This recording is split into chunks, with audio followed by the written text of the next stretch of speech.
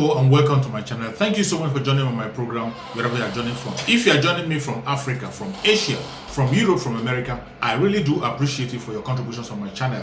Wherever you are connecting from, please continue to contribute. Go to the comment section, say it that it is. Whatever be your feeling, whatever you have to say, go to the comment section and put it down. I appreciate you. I read your comment from time to time and I learn a lot from the comment section. That is why I always ask you to go to the comment section and give your lecture. I learn a lot from there. That is where we interact, express ourselves the way we want it.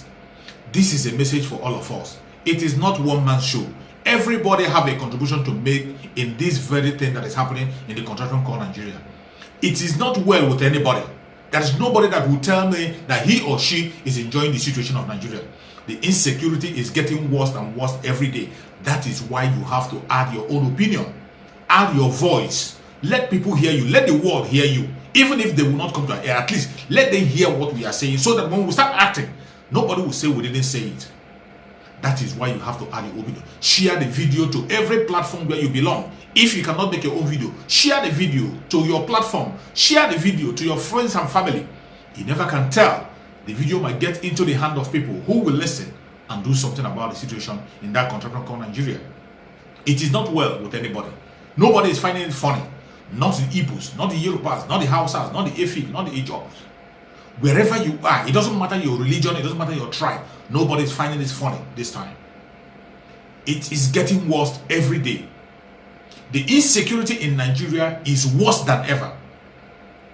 That is why you'll be asking yourself, why are they bent on abducting Mazi Nnamdi Kanu from Kenya, sending him back, disobeying all international law to Nigeria, instead of focusing on their main problem, which is the insecurity that is killing everybody, more especially in the northern part of Nigeria. It is getting worse as we speak. It is getting worse than ever. The insecurity in the northern part of Nigeria is getting worse. Even since after the abduction of Mazi Nnamdi Kanu, they thought it's going to be a plus for them. They thought it's going to be a plot for them. But the terrorists have taken over. And they seem not to care about it. They don't bother about it. Have you asked yourself why? More especially those of you from the northern part of Nigeria. Those of you from the northern part of Nigeria who are celebrating that Mazi Nnamdi Kanu have been abducted. Have you asked yourself, why is it that this government have not gone to various areas and villages where Boko Haram have taken over and elected their own governors? Why is it that this government is not going there with jet fighters to bombard these people? Why is it that this government is not going after Mohammadu Buhari and co? The so-called Mohammadu Buhari in the Asorock, the man wearing the mask representing Mohammadu Buhari, playing Mohammadu Buhari's script. Why is he not chasing after these bandits that are killing his own people, even in his own state, Katsina State? People cannot close their eyes and sleep. More abduction on a daily basis. Look at El-Rufai, who was one of the people who went to invite these terrorists to Nigeria. He went to invite terrorists and he claimed, he didn't even shy about it. He came out to claim that he was the one that invited them. He went and paid them to stop killing. Today, his own state is the worst place where abduction is happening on a daily basis, every minute of the day. Every minute of the day, abduction in Kaduna State. Abduction happening in Kaduna State every minute of the day, uncontrollable. And yet, nobody is asking questions. People are going about their business as if it's business as usual. Instead, they are focusing on the southern part of Nigeria, talking about Mazi Nnamdi Kanu and Sunday Igboho. Sunday Igboho, who has not committed any crime whatsoever. Sunday Igboho has not killed anybody, never in the history. Sunday Igboho has no crime against him. He has never been invited by any agency against any crime. But they went to Sunday Igboho's house to assassinate Sunday Igboho because Sunday Igboho told the killer herdsmen to vacate his area, try to secure his own people. The North are concentrating on Sunday Igboho, on how to kill him, concentrating on Mazi Nnamdi Kanu, on abducting him. But the North, insecurity is increasing on a daily basis. There is no solution whatsoever. They are not doing anything to curb the very insecurity. Zamfara State is being controlled by bandits. Yet nobody is saying anything. Have you asked yourself, you that is from the north, celebrating? It is a shame. It is a shame. A lot has been happening. A lot is happening. And when we say that the Nigerian government is in the hand of the terrorists, people think it's a joke. Mohammadu Buhari is a well-known terrorist. A political terrorist that people know. Everybody knows this man very well, but in one word, they painted him. I don't know how they managed to convince the country. They brought this man to become the president of the country. Then he wrote the script that they are playing now by all means possible, handing the Nigeria over the Fulani Janjaweed, and nobody's doing anything. People are moving about their business as if there's nothing happening. Up to the extent of making the fourth most dangerous terrorist group in this world members of his cabinet. And you think it's just a joke. The first most dangerous terrorist group in the world is part of Mohammadu Buhari government. Even Mohammadu Buhari, have you forgotten? You know, some of us have a short memory. That is the most painful thing. Have you forgotten that Mohammadu Buhari released 100 billion to Miyetti Allah, this terrorist group, released money to them, say that they will go and stop kidnapping. This was, I think, 2015 or 2016. 2016. It was in 2016 or so. He released 100 billion, either 216 or 270, 100 billion to Miyetti Allah. Say that Miyetti Allah will use that 100 billion to fight against this very kidnapping. Today, what are you seeing? Kidnapping is in increase, and they are even paying ransom. The federal government is paying ransom on daily basis to these bandits, equipping them more and more. Equipping them more and more. Maybe you have forgotten. Watch the video when the federal government gave them 100 billion. The federal government, led by the Minister of Interior Abdulrahman Dambazo, met with the Miyetti Allah Cattle Breeders Association of Nigeria in Kebbi State, offering them the sum of 100 billion naira over 2 years to stop the kidnapping in the country. The meeting lasted over 4 hours on Friday as negotiations dragged on, with the association initially asking for 160 billion naira. The minister said that the strategy was part of the steps needed to tackle insecurity in the country as prescribed by the Economic Community of West African States, ECOWAS. The headsman crisis has risen since 2015 after Mohammadu Buhari became president. Their rampage has spread not only in the north but also throughout the southern zones of the country. The killings by the headsmen has led them to be tagged the fourth most dangerous and deadly terrorist group in the world by the World Terror Index. The acting Inspector General of Police, Muhammad Adamu, who was also at the meeting in Kebbi State, added that over 1,000 people have been killed and many more kidnapped in Kaduna. However, he said that this intervention was necessary to bring the criminals to book. The Kebbi State Governor Atiku Bagudu said hosting the meeting in his state shows the seriousness of President Muhammadu Buhari's administration in tackling the security challenges in the country. Responding, the president of the association, Alhaji Muhammad Kirua, said the meeting would serve as a foundation for peace between the Fulani headsmen and farmers and among Fulanis themselves. Roots TV, Nigeria. This is it. Some of us do forget things when they happen. We forget it. We don't recall. We forget it. Today, this Miyetti Allah is part of this very government. And they have occupied. Insecurity in the northern part of Nigeria cannot be, it's uncontrollable now. I'm going to share with you some videos of what is going on in the northern part of Nigeria so that you can hear from the horse's mouth and know that we are not just making it up. Watch.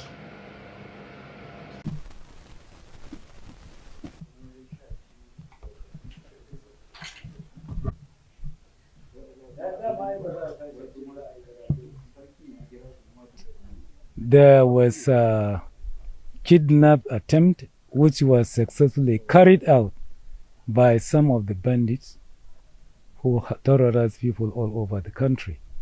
Precisely, they came calling, made an attack, and succeeded in kidnapping His Royal Highness Sarkin Kajuru, including some of his grandchildren, 2 of his daughters, and some relatives that are staying with him.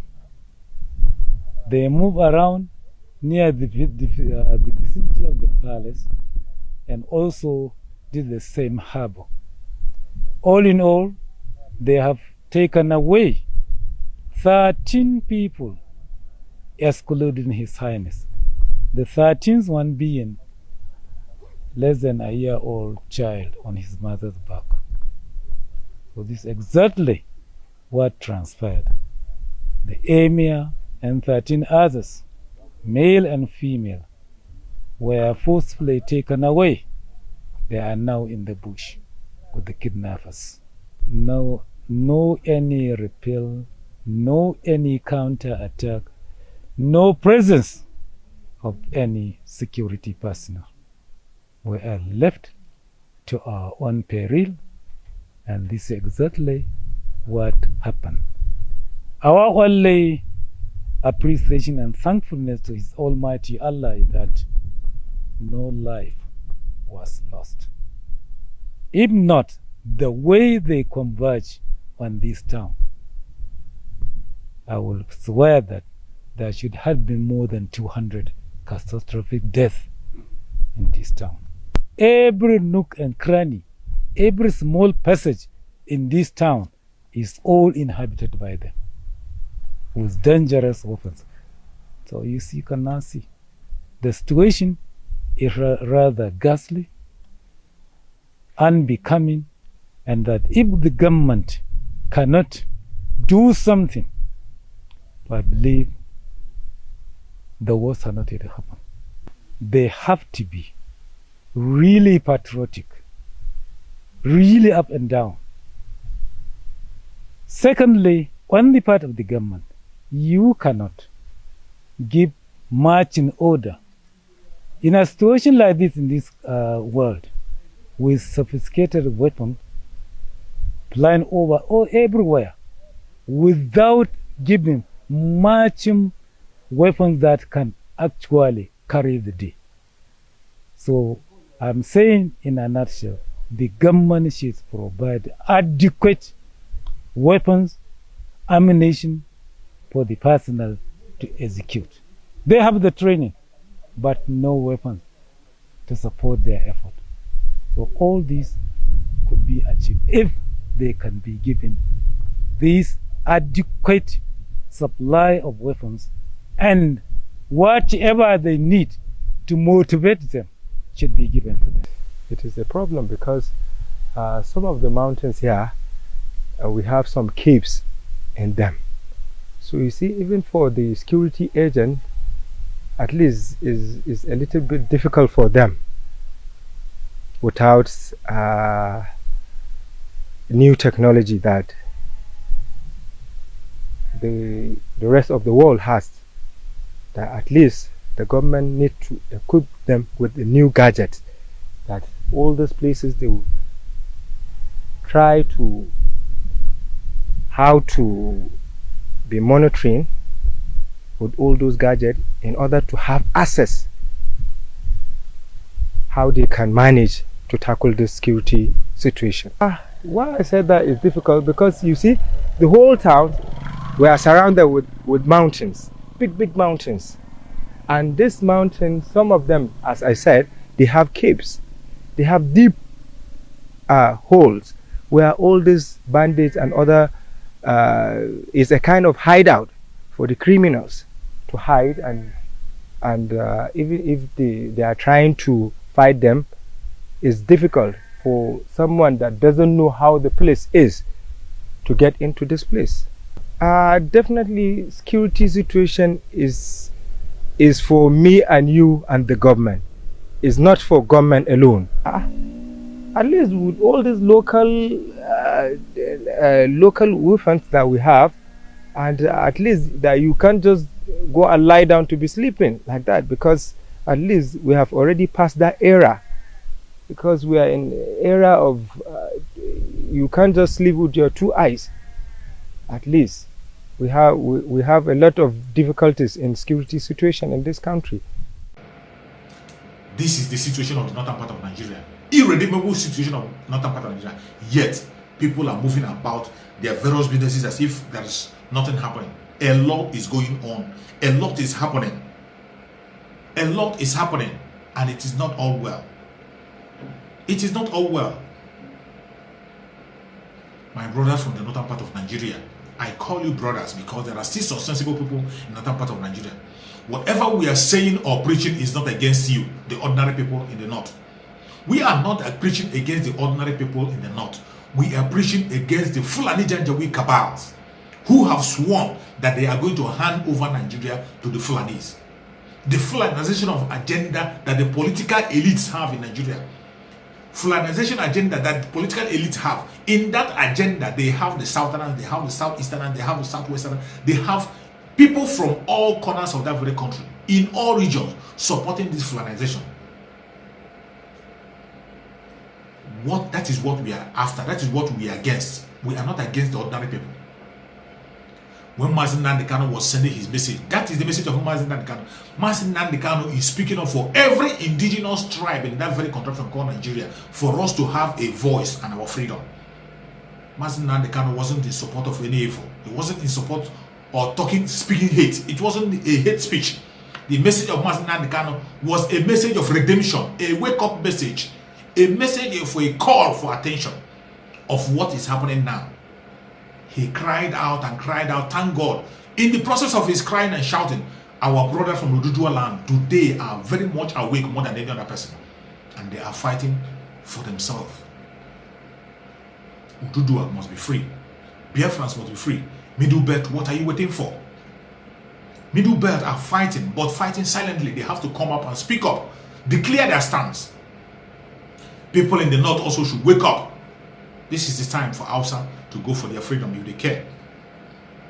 If ever they can have a voice again, this is the time the Hausa should wake up. Because this fight, you think it's just a fight for Mazi Nnamdi Kanu. Let for Mazi Nnamdi Kanu alone. Mazi Nnamdi Kanu is safe and sound. Not just for the Biafrans, not just for the Ududuans, not just for the Southerners. It's the fight for every indigenous tribe in that very country called Nigeria to be free. That is why you have to wake up, add your voice. Mazi Nnamdi Kanu has done what he's supposed to do. He has given us a message to preach across. We have to begin to call on international community to come into Nigeria and hold a referendum. Break it up so that people can have their freedom. That is the only solution. A breakup. This time it is no longer about referendum. It is no longer about restructuring. Restructuring cannot stop the insecurity. The only thing that can stop the insecurity and the killing in that country called Nigeria is what? Referendum. After conducting the referendum, the North will be happy with their caliphate. They are free to do it. On their section, they will know the boundary. The Biafrans will practice their own, whatever they want to practice on their own side. The Oduduwans will practice what they want to practice on their own side. The Middle Belt will stay on their own section. That is the only way each region will have a voice and have protection, have safety, have growth in their region. But the more we remain together as their so-called one Nigeria, the only reason why you have caught on Nigeria is to destroy yourself. One Nigeria has nothing to offer to you. It has nothing to offer to you as a Fulani. It has nothing to offer to you as it has nothing to offer for you as a Hausa person. One Nigeria has nothing to offer to an Igbo man, has nothing to offer to a Yoruba man, has nothing to offer to a Ijaw man, has nothing to offer to a Benue man. The only thing one Nigeria has to offer to them is to take away their land and kill them. That is why Femi Adesina will come on national television and tell us it's either we give our land or we die. In a country that you are supposed to be part of. Maybe you have forgotten. President spokesman Femi Adesina came on national television and tell us we should give our land if we want to be alive. That it's better we give our land. What if we don't give our land, we will die? That was what Femi Adesina said on national television. And everybody's watching. The so-called people who call themselves one Nigerians are watching. They saw it. Maybe you have forgotten. We don't forget. I will play it for you to remember, to refresh your memory. Watch. Let me give you a perspective. Yes. The state government or the governors can actually give lands for ranches, but is the federal government also concerned about the kind of consultations that may have gone on between the state government and the people living in those communities who have ancestral attachment to those plot of lands? Ancestral attachment? You can only have attachment when you are alive. If you are talking of ancestral attachment, if you are dead, what does the attachment matter? What does it matter again? ancestral attachment, you can only have attachment when you are alive. If you are talking of ancestral attachment, if you are dead, what does the attachment matter? What does it matter again? The National Economic Council that recommended ranching went around those states. It didn't just legislate it, there were consultations. So, if a state does not have land genuinely, it's understood. Not every state will have ranches. You don't have to have ranches in 36 states. So, if there's no land genuinely, fine. But where you have land and you can do something, please do for peace. What will the land be used for if those who own it are dead at the end of the day? What will the land be used for if those who own it are dead at the end of the day? What will the land be used for if those who own it are dead at the end of the day? Now, so talk again, going. That is it. In such kind of a situation, in a country that you're supposed to be part of, in a country where you have your own land, a country where you are indigenous, they are telling you to give your own land to a foreigner. That if you don't give a land to a foreigner, you will lose your life. They are not protecting you. Even after telling you that these people are foreigners, they are not making any effort to protect you. What is the primary aim of the government? The primary aim of the government is to protect every citizens and their property in that very contraption called Nigeria. That is the primary purpose of government. To protect the life of the people, to protect their properties. But in Nigeria, it is different. So, are you now telling me that you have a country? You have no country. That is why you have to join your voice, add your own voice, and ask for a referendum so that you can have a country. It is only referendum that can give you a country where you have a voice, a country where you will decide what happens, when it happens, and how it happens. That is why we are speaking up, and we cannot be silent. It doesn't matter what they do. It doesn't matter the way they push it. They cannot take away the message from our mouth. Mazi Nnamdi Kanu has given us an assignment, and we will carry this message to the end of the earth. We will never be shut down. We can never be shut down. It's a message that Mazi Nnamdi Kanu has given to every soul, every well-meaning soul in that very country called Nigeria, and that message will continue to spread more and more. Mazi Nnamdi Kanu cannot be silenced. Even where you are holding him captive, he is speaking louder in us. He is speaking louder inside us. He is speaking louder more than ever. And he will continue to speak until when he comes out to join us and will move into Biafra land with victory. He's coming out with the flag of Biafra, flying very high, and nobody will stop it. The Ududua flag, flying very high, and nobody will stop it. That is going to happen very, very soon.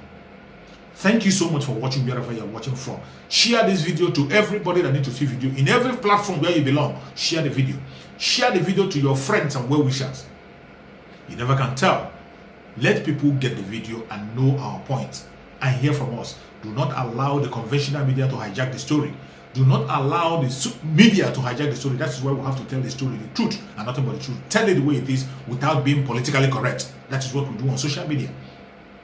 That is why they are so scared about the social media. They want to shut it down, but they cannot shut us down. We will be speaking louder than ever. Thank you for watching, and remember this. Bye-bye. See you again on the next video.